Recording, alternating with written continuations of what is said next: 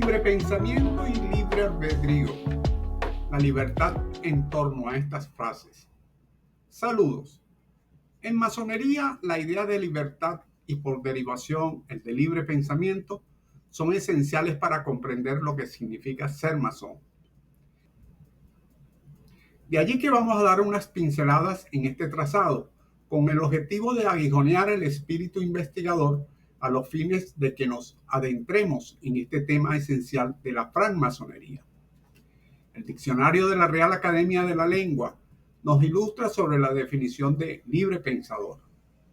Cito: corriente filosófica que reclama para el ejercicio de la razón individual independencia absoluta de todo dogma religioso. Fin de la cita. Durante los siglos XVII y XVIII, principalmente en Francia e Inglaterra, fue tiempo de eclosión de grupos de pensadores que defendían la tolerancia religiosa, el deísmo y la religión natural. Fueron columnas que fortalecieron el racionalismo entendido a la manera de la Ilustración. La historia registra como libre pensadores a hombres como Voltaire, Hobbes, Locke, entre muchos que en el marco de las tendencias desarrollaron sus posturas filosóficas. Recordemos que en el siglo XVIII se consolidó la francmasonería moderna por la vía de las grandes logias. El diccionario nos dice que albedrío es, cito, la libertad individual que requiere reflexión y elección consciente. Fin de la cita. Ambos conceptos, el de libre pensador y albedrío, nos conduce a revisar el de libertad, que para el diccionario tiene 12 significados según el contexto donde se utilice. El primero, cito, facultad natural que tiene el hombre de obrar de una manera o de otra y de no obrar por lo que es responsable de sus actos. Fin de la cita. Tiene que ver con un estado de conciencia, entendida esta palabra según la primera acepción del diccionario, capacidad del ser humano de reconocer la realidad circundante y de relacionarse con ella, la que nos trasladamos a la primera definición que nos ofrece el diccionario, de la palabra conciencia sin esa intercalada, que es como sigue: conocimiento del bien y del mal que permite a la persona enjuiciar moralmente la realidad y los actos, especialmente los propios. Desde el ángulo del conocimiento de sí y la construcción del templo individual de virtudes, comprender la relación y la complementariedad de ambas palabras, conciencia con S intercalada y conciencia sin la S intercalada, es importante y, a su vez, tenerlas presentes en nuestra apreciación individual como libre pensador de su utilidad en la concepción que nos hacemos de que es la libertad y el libre pensamiento. Un vocablo que no podemos obviar para nuestro análisis es el de voluntad. Recurrimos nuevamente al diccionario, el cual tiene un conjunto de definiciones, pero tomaremos las tres primeras. La facultad de decidir y ordenar la propia conducta. Segunda, el acto con que la potencia volitiva admite o rehúye una cosa, queriéndola o aborreciéndola y repugnándola. Y tercero, el libre albedrío o libre determinación. La psicología ha estudiado la voluntad y hay un gran acuerdo en que todos los actos volitivos pueden concurrir una mayor o menor conciencia, una mayor o menor intensidad o una mayor o menor profundidad. Así que, de acuerdo con su contenido, hay estudiosos de la psicología que conciben a la voluntad como una tendencia sin finalidad previamente establecida o comprendida. Pero no solamente la psicología estudia la noción de voluntad. En la ética se entiende como una actitud o disposición moral para querer algo. Para la metafísica es una entidad a la que se le atribuye absoluta subsistencia y por ello se convierte en sustrato de todos los fenómenos. Veamos las opiniones del filósofo y masón Baruch Spinoza, 1632-1677, así como la de Immanuel Kant, 1724-1804. El primero precursor de la Ilustración, el segundo quizás el más grande filósofo de su época. Ambos tienen posturas de gran interés. Para el querido hermano Spinoza, el hombre ni es libre, ni el mundo tiene una finalidad. El hombre se cree libre, pero se ve arrastrado por la necesidad y todo está determinado causalmente.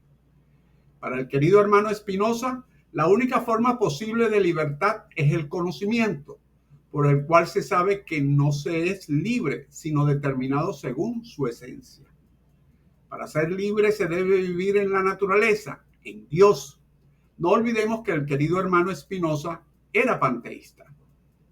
Kant coincide en buena parte con el querido hermano Spinoza cuando señala que el yo empírico no es libre, pues está condicionado por la causalidad natural, pero también está el yo puro, determinado solamente por las leyes de la libertad. El hombre como persona racional, nos dice Kant, pertenece al mundo de la libertad, que es el mundo del conocimiento moral, del deber ser. El hombre como persona moral es libre y su libertad es un postulado de la razón práctica.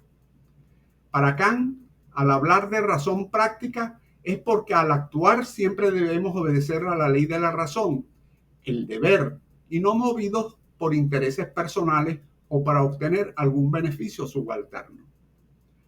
Volviendo al término albedrío, nos encontramos que es la potestad de actuar por reflexión o elección. Partiendo del querido hermano Spinoza y de Kant, el albedrío es la voluntad guiada por la razón, la que puede determinar si obrar o no. Coinciden en cierta manera con San Agustín, quien explica que en el libre albedrío las personas pueden elegir entre obrar bien u obrar mal. Antes de llegar a alguna conclusión, es importante que se repase el concepto de fe. Según el diccionario, en su primera acepción, es el conjunto de creencias de una religión. La fe mueve montañas, dice el viejo adagio, lo que nos ilustra que la fe es fuerza que acicatea la voluntad humana, aunque por su esencia no racional, no es ni libre pensamiento ni una conducta identificada con el libre albedrío. En conclusión, podemos estar de acuerdo en que el libre pensamiento está condicionado por el conocimiento, lo que en la masonería simbolizamos en la luz, y el libre albedrío por la libertad de pensamiento. No se tiene libre albedrío si no se tiene libertad de pensamiento, y no se tiene libertad de pensamiento si no se tiene claro el significado de la columna de la sabiduría situada en Oriente, lugar donde la luz que emana el Uno, el gran arquitecto del universo, es racionalizada por el masón. Este simbolismo que reproducimos en nuestro ritual es comprendido cuando aplicamos racionalmente los principios cósmicos, ya que, siendo imposible por los condicionantes materiales y sociales que estabulan nuestra vida en este plano existencial, encontramos nuestra fuerza que rompe las barreras que nos conducen como seres sin capacidad clara de discernimiento por un sendero determinado que llega a transformarse en monótono, por estar predefinido. Un proverbio egipcio que luego se registra en los evangelios nos enseña que el reino de los cielos está dentro de ti. Aquel que logre conocerse a sí mismo lo encontrará. Los griegos burlaron la frase conócete a ti mismo en el pronaos del templo de Apolo. En la dualidad de la masonería, el conocimiento se simboliza por la luz, así como la oscuridad alude a la ignorancia. Por ello, el iniciado al recibir la luz recibe el conocimiento, y el anhelo del neófito por la luz es la aspiración natural del alma por el conocimiento. En la antigüedad diferenciaba el cuerpo o soma de la psique o alma, y el nous o espíritu, la parte más elevada y divina del alma. Por ello, para lograr la condición de libre pensador, se debe aquilatar el alma, el pensamiento, con una conciencia tallada como piedra purificada por los prístinos principios morales que permitan construir en la conciencia, espíritu, el templo de virtudes que contribuye a la gran obra. Platón dividió el mundo en lo sensible y lo inteligible. Al mundo sensible corresponde el criterio de la opinión, o doxa, el cual se caracterizaba por lo material, aparente, fino, mutable y por tanto engañoso. En el taller lo ubicamos más allá de la columna B y J. A lo inteligible, el mundo de las ideas, corresponde la episteme, cuyo instrumento es la razón, en tanto que facultad de penetración intelectiva que es la única que te apertrecha para lograr la libertad de pensamiento, en Logia, en el oriente, sitial del trono de Salomón. De allí la importancia simbólica de los viajes en la masonería, de encontrar nuestro maestro interior, del prístino significado de los signos, palabras y tocamientos, que además de ser una forma de reconocimiento universal, resume toda una concepción antropológica que permite al iniciado comprender las leyes de la naturaleza y del universo. Y en el transitar por los grados de la orden masónica, vamos descubriendo nuevos significados a las herramientas con las que se construyen edificios y que utilizamos en levantar nuestro templo interior de virtudes, empíreo, donde se alberga el verdadero y único conocimiento que te libera y te hace digno de la gran obra. Es cuanto, salud, fuerza y unión.